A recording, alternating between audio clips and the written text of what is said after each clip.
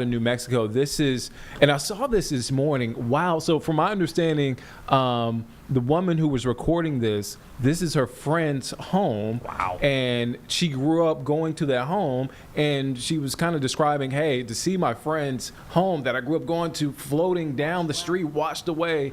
Incredible. But you see some of the images here, the flooding in New Mexico. Let me make sure I get it right.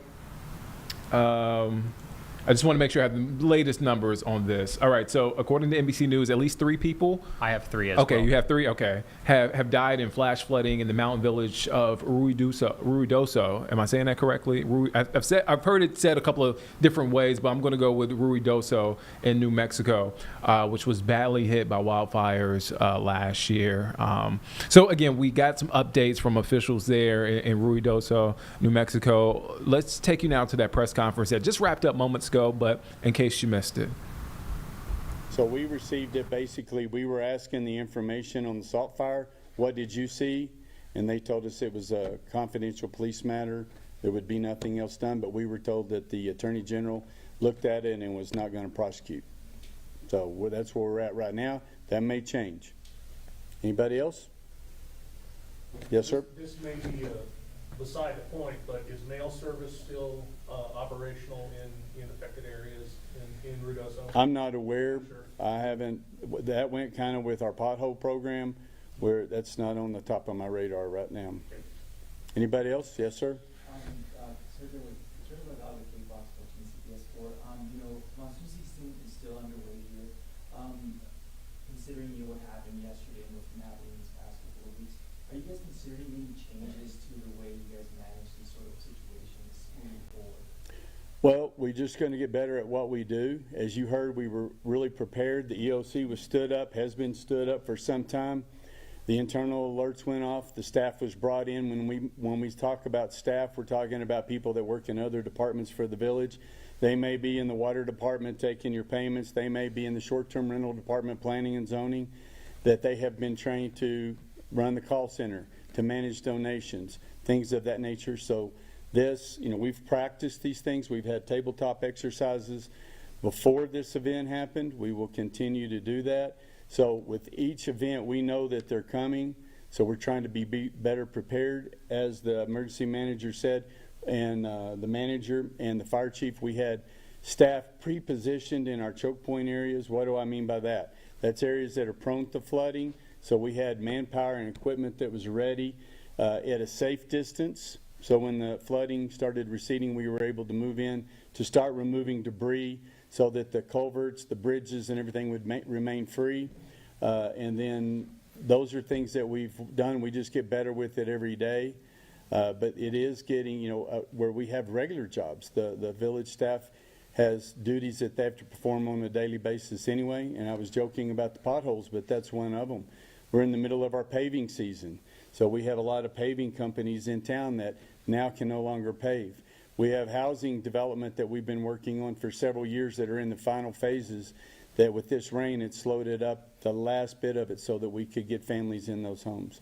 So we are just preparing more to be ready. Yes, sir? Are the teams that were out yesterday out today? Yes, sir. Ready? Yes, sir. Everybody will be out. They're doing assessments right now as we've spoken of to see what kind of damage that we have, and then if there's anything that we can shore up, say debris that is still on culverts, to get that removed so that when the next event comes through that we have clear culverts. Anybody? Yes, ma'am. What kind of economic impact having to cancel the rest of the racing season will have? Well, I can tell you the racetrack is $150 to $160 million a year impact to this region. That it employs 500 to 600 people out there. This was the second leg of the Triple Crown of quarter horse racing, which was supposed to start this Friday, Saturday, and conclude on Sunday. That is not happening. Those are multi-million-dollar races, so as you can imagine, a lot of that revenue will not be coming into town in the form of hotel rentals, restaurants, purchases from our businesses in Midtown. We worked hard from last year to get to where we are today to restore our gross receipts tax, which is the revenue stream for the village of Ruidoso.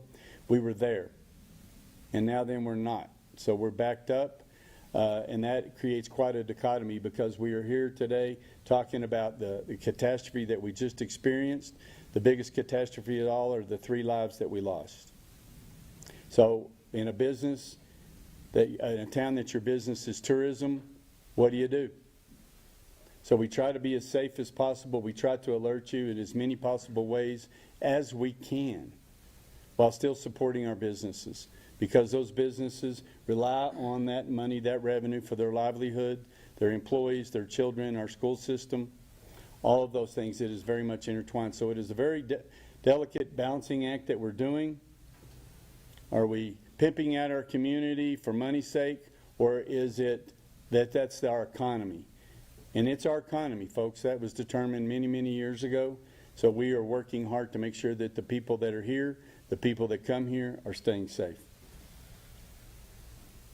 You got to be kidding. No more questions? Okay. For anybody that's interested, over here on the wall, we've got our monsoon awareness info tool, which is available for residents, and that's where you can find the rain map. And then below is an example of the REACH survey, which is how we're reaching out to businesses and property owners about property damage. So that's right over there on the wall. And so we have local updates on our local radio station, which is 99.1 KRUI The Mountain, or 1490 AM, where you can stream the services. So anytime the event builds and we start experiencing it, we will go live, myself, the manager, with our radio station that we're in close contact with our Emergency Operations Center, which is right here in this building, to get constant updates, to keep the public informed on what's happening, so that you don't have to get out and go check for yourself. Yes, sir. What time do you anticipate the governor to visit you, and where will she be? I don't know. I know I spoke to her last night. I spoke to the general this morning, just a few minutes ago. I know she's on her way. I don't know if she's flying or driving to the area. I know that we have several secretaries of different departments of transportation, economic development, that were in a meeting in Las Cruces that are on their way right now. So I'm not sure of her schedule. I just know she's promised to be here and promised us the resources that we need. If there's no more questions, we will conclude this interview. Thank you for attending. Thank you for being interested. All right, so you're watching Live Impact News on WCNC Plus. I'm Nick Serderant. We are approaching the top of the hour. That is a press conference that wrapped up moments ago there in New Mexico. Again, the folks there in Ruidoso, New Mexico, grappling with the flooding there. At least 3 people have died in the flash flooding in the mountain village of Ruidoso in New Mexico. It was badly hit. Just as to put this in context, badly hit by wildfires just last year.